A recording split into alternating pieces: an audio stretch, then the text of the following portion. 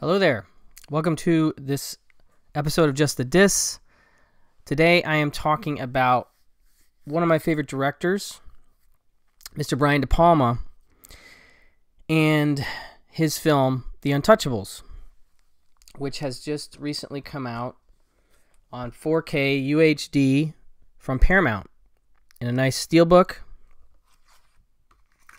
And this movie was such a big deal to me, and I think in rewatching it, and it looks very good, by the way. The 4K looks very nice. I've had no issues with the 4K UHD presentations that Paramount's been doing. The only thing I would say is that, keep in mind that you can see from the cover here, the overall production design of the film is not about bright colors. It's about much more muted, earth tone-y kind of colors, and so you're not going to be blown away by the colors of the film. The detail is great. It's widescreen, shot by De Palma regular collaborator Stephen H. Burham, and it looks wonderful. But it's not like Speed Racer or something. It's just not going to stand out that way. But to me, I was very happy with the presentation. Okay, but so that said, so I'm watching it, and I still love it. I still think it's a really great marriage of a, ostensibly genre filmmaker with studio high concept IP idea, with a great script by David Mamet and with a great score by Ennio Morricone. The Morricone score is just, it does so much for this film. The sort of da-da-dun, da-dun, just those simple notes. It's almost like John Williams in terms of the simplicity of the notes and how effective they are and how much they establish the world we're dealing with. And there's also elements of the score that are very emotional and very triumphant. And it's got sort of an old-fashioned quality in that way, just like the film does in some senses. But it's incredibly violent. And I remember for me, I was just about 13, I think. Yeah, I would have been about 13 when I saw it, or I think it was around then. And it was just the kind of movie that I was like, this is the best movie I've ever seen for me at that time. Like I didn't really, it's probably the first De Palma film I ever saw. And it's a movie that just really made an impression on me because I was in that stage of my movie-going adventurousness where, I was seeing an R-rated movie, which was already above my level at that time in terms of my age, and it was so violent, but it had this moral message to it that kind of made it okay.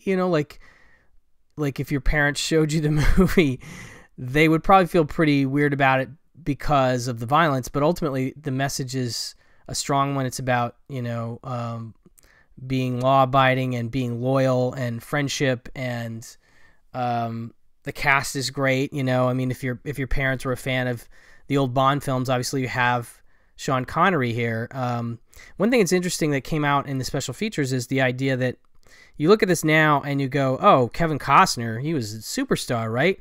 Not at the time, actually. He was more doing, sort of ensemble parts. Like the producer Art Linson said he had seen him in Silverado and cast him, or wanted to cast him, and went out to him, and initially Costner passed.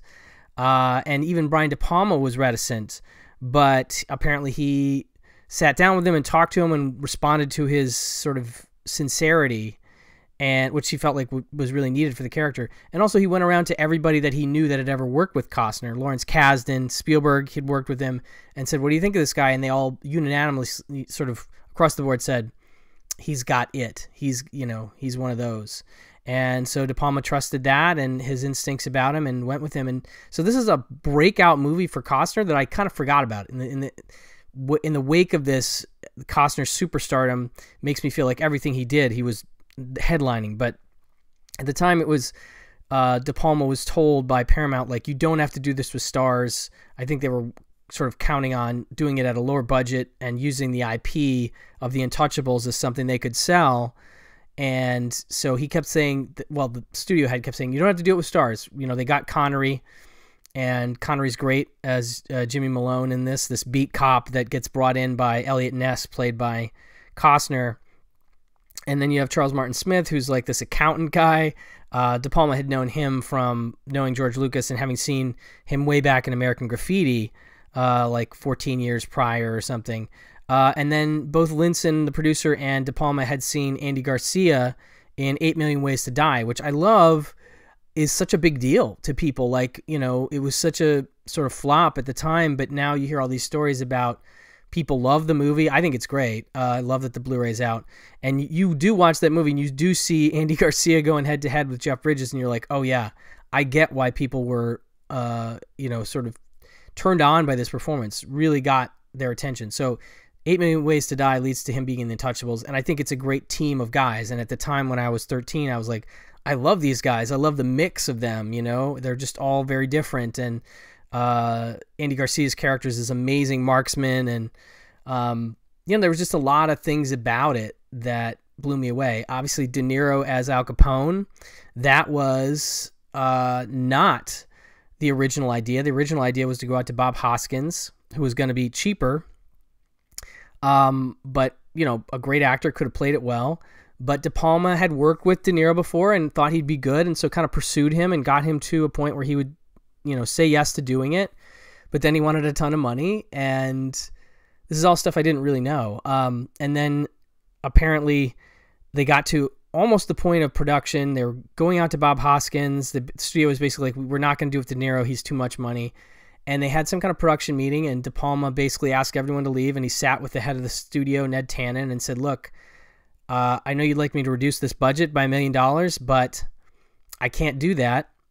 And also, I can't make this picture without Robert De Niro. I really think we need him in that role. We need somebody like him in that role. I think he's the guy.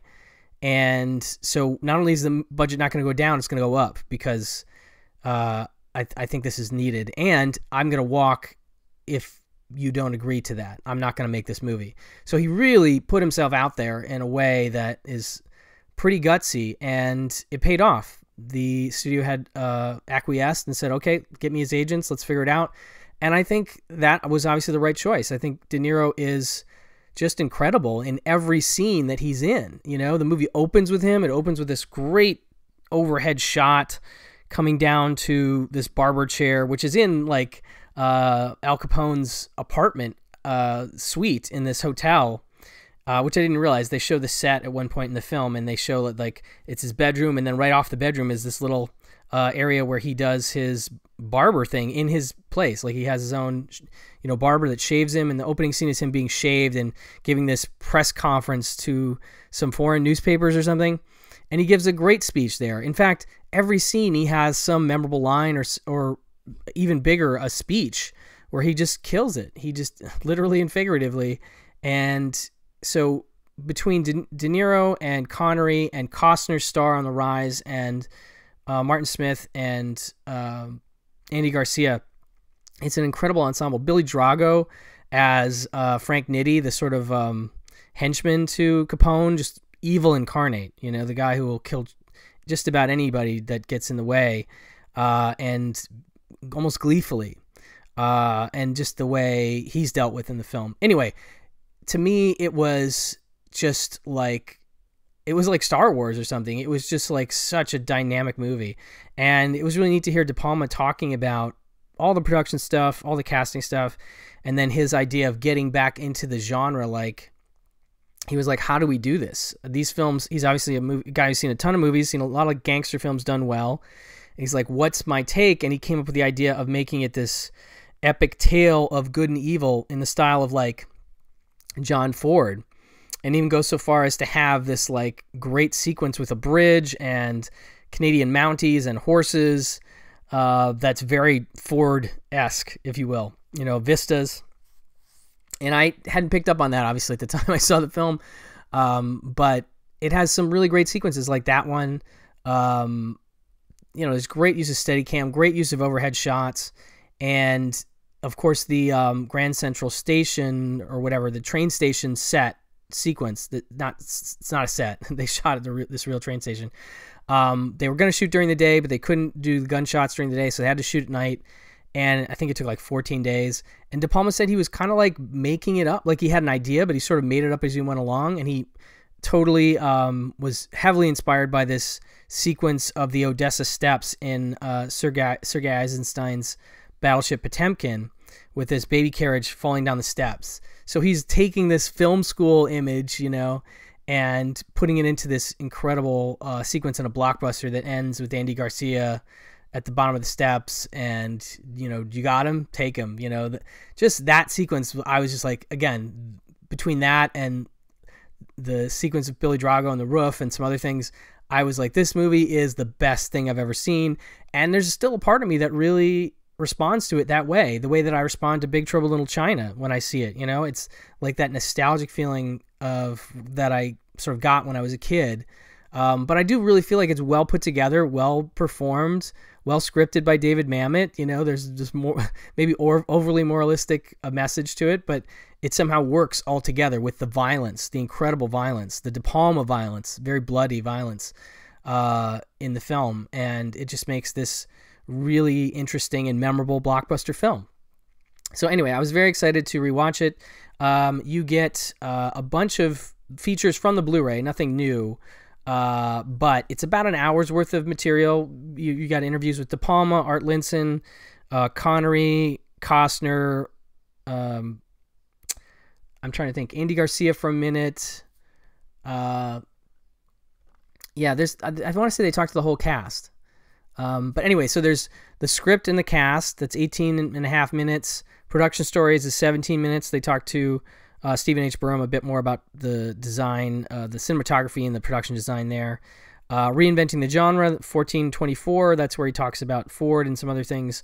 The classic 5 minutes and 39 sequence, and then the Men original featurette, which is the, you know, archival promotional featurette where they get the stand-up or sit-down interviews that they mostly use for Connery and Costner and stuff in that. But it's about an hour's worth of stuff, and it's, you know, a commentary would be great, but you do get a lot of good insights from De Palma and others inside that. So really good looking Paramount 4K UHD disc. Highly recommended for me, The Untouchables. So that's it for this one. Thank you so much for watching, and I'll talk to you soon. Bye-bye.